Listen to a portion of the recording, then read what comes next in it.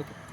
AE హైమద్ అలీ గత కొంతకాలంగా కొల్చారం మండలంలో విధులు నిర్వహిస్తున్నప్పటికీ అతను చాలా మాట్లాడే విధానం కావచ్చు ఎంతోమంది కన్జ్యూమర్స్ వస్తే వాళ్ళతో మాట్లాడే విధానంలో చాలా ర్యాష్ బిహేవియర్ చేశారని మా వద్దకు వచ్చినా కానీ ఏదోలే నడుచుకుంటూ పోతుంది కదా, బాగానే నడుస్తుంది కదా అనే ఉద్దేశంతో పోయినాం.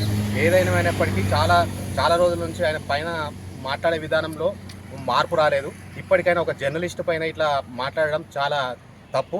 అంతేకాకుండా చెయ్యి వేసుకునే విధానం దాకా కూడా వచ్చింది కాబట్టి ఆయనపై కఠినమైన చర్యలు తీసుకోవాలని జర్నలిస్ట్ పక్షాన కోరుతున్నాను.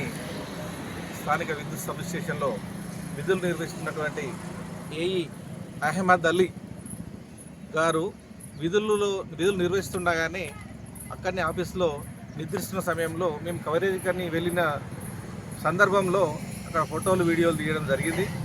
అటు విషయం ఆయనకు తెలియక ముందే వేరే కన్జ్యూమర్లు వచ్చి మాట్లాడుతున్న సందర్భంలో మీరు విధులేంటి మీ విధులేంటి అనే విషయంలో మాట్లాడుతున్న సందర్భంలో ఆయన ర్యాష్గా నువ్వు కవరేజ్కి వచ్చినావా లేదంటే బ్లాక్మెయిల్ చేస్తున్నందుకు వచ్చినావా, నీ అంత చీటర్ లేదు, బ్లాక్మెయిల్ లేదని దూషిస్తూ నాపై చేసుకున్న ఏఈ అహ్మద్ అలీ గారిపై స్థానిక పోలీస్ స్టేషన్లో ఫిర్యాదు చేస్తూ కేసు నమోదు చేయడం జరిగింది.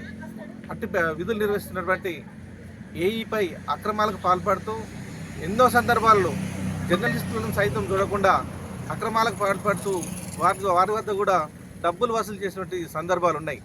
అయినా ఇంతవరకు 2.5 ఏళ్ల నుంచి అక్రమాలకు పాల్పడుతున్నటువంటి ఇట్టి ఏఈపై చట్టపరమైన చర్య తీసుకొని నాపై చేసుకున్న అతనిపై చట్టపరమైన చర్యలు తీసుకుంటూ సస్పెండ్ చేయాలని జర్నలిస్టు పక్షాన డిమాండ్ చేస్తున్నాం.